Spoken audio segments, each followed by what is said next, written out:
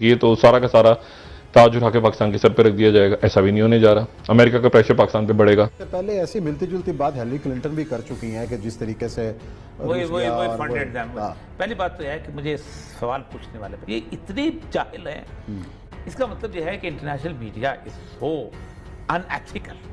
मतलब अखलाकी जवाब होता है सवाल पूछने का, तो यार खुदा खौफ।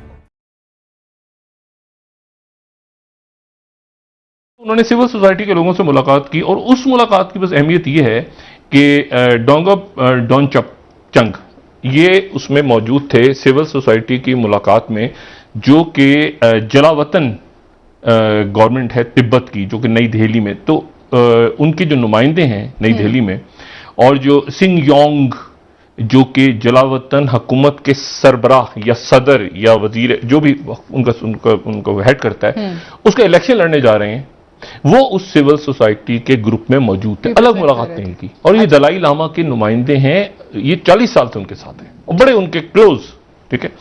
और ये हो सकता है कि अगले सिंग योंग भी हों। सिंग योंग से मतलब ये है कि जो जलावतन हुकूमत भारत में मौजूद है उसका जो सरबराह है दलाई लामा नहीं। दलाई लामा थे 2010-11 था, उसके बाद उन्होंने अपने आप को वो रूहानी पेशवा हैं और वो आप समझ लें कि एक तरह से ये जो हुकूमत है ये उनको रिपोर्ट करती है, लेकिन वो सियासत से, सियासी हुकूमत एक अलग से है जो कि जलावतन हुकूमत। एक तो उन्होंने ये मुलाकात की, फिर उसके बाद उनकी मुलाकात हुई अजीत डोवल के साथ, और उनकी मुलाकात हुई जयशंकर के साथ जो उनके वजीर खारजा हैं, और फिर उसके बाद उनकी मुलाकात हुई वजीर आजम मोदी से, और उसके बाद वो चले गए।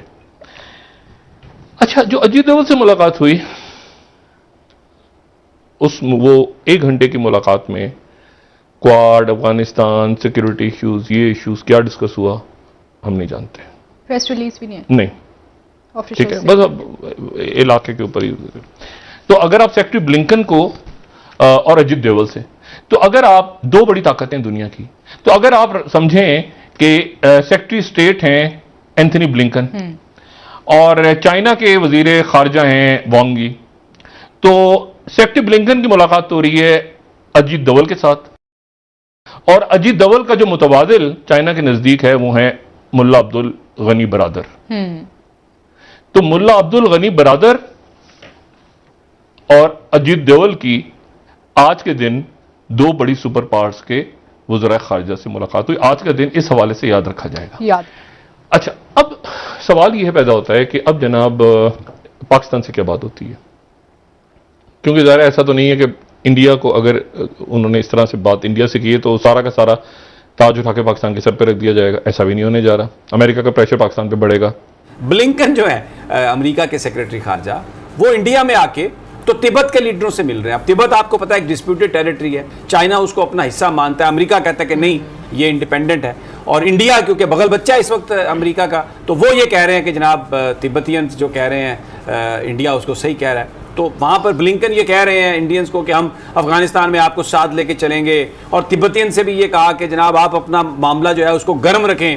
और फिर दूसरी, क्योंकि इस वक्त जो बहुत सारी जो इंतहा पसंद तंजीमें हैं जिनको बज़ाहिर ये कहा जाता है कि वो मुस्लिम तंजीमें हैं, वो सारी की सारी इंडिया ने एक सिंडिकेट बना के वो उनको इस्तेमाल कर रहा है ताकि एक तो इस्लाम का नाम बदनाम हो, दूसरा पाकिस्तान का नाम बदनाम हो, और वो सारे के सारे जो ग्रुप्स हैं उनके, वो इस वक्त भारत ही उनको उस दहशतगर्दी को एक्सपोर्ट कर रहा है, क्योंकि सोच उनकी वही RSS वाली है।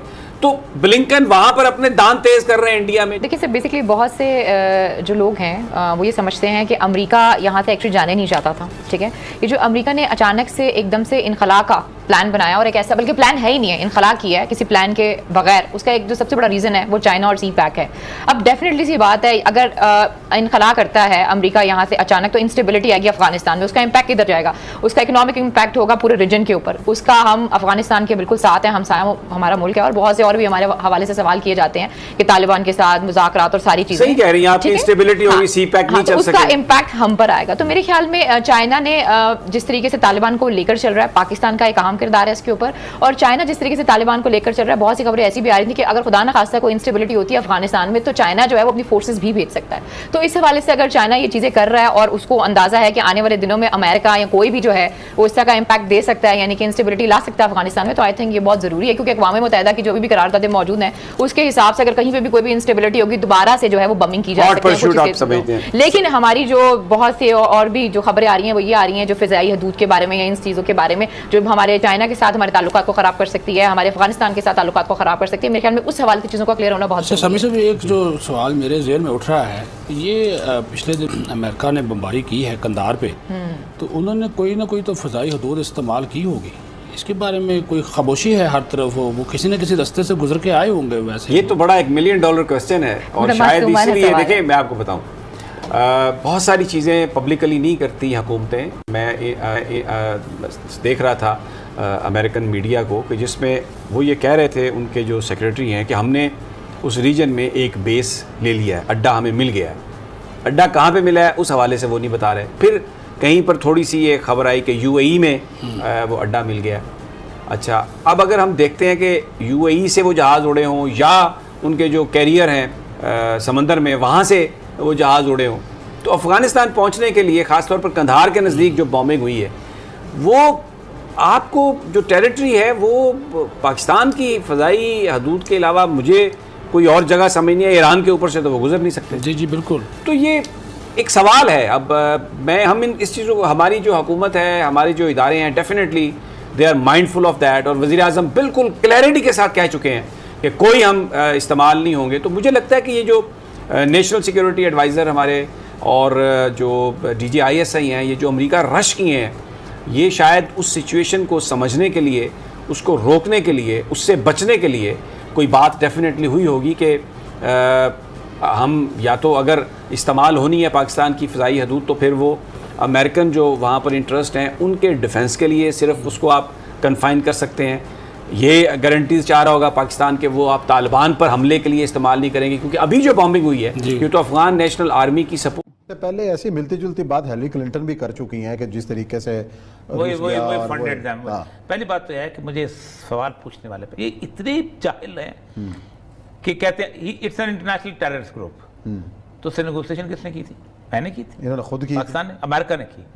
उसके साथ मामला किसने तय किए? अमेरिका ने किए। उसको अफगानिस्तान का जामन किसने बनाया? अमेरिका ने बनाया। एक तो ये। दूसरा उससे ये कहती है कि आप पैसे देते हैं और आप उनको असला देते हैं। ये दो इल्जाम। 2.4 ट्रिलियन 2000 अरब और 40 अरब के और भी कर, ठीक है, 2400 अरब डॉलर आपके खर्च हुए और आप जो है गधे की तरह भागे वहां से। ठीक, रातों रात भागे। आपसे ज्यादा टेक्नोलॉजी पाकिस्तान के पास है, आपसे ज्यादा असला पाकिस्तान के पास है, और आपकी डिफीट होगी पाकिस्तान की 4 बंदूकों से और कुछ पैसों से। इसका मतलब यह है कि international media is so unethical. मतलब अखलाकी जवाब होता है सवाल पूछने का, कोई यार खुदा खौफ को। और पाकिस्तान में यहां उठाएंगे, पाकिस्तान में भी ऐसे लोग हैं जो ये सवाल करते हैं, और जो ISI ने मदद की। इसका मतलब दुनिया का निजाम ISI को दे दो यार। अमेरिका को चाहिए कि ISI के, हमारा क्या नाम है इसका हेड का, इसको CIA का हेड बनाए।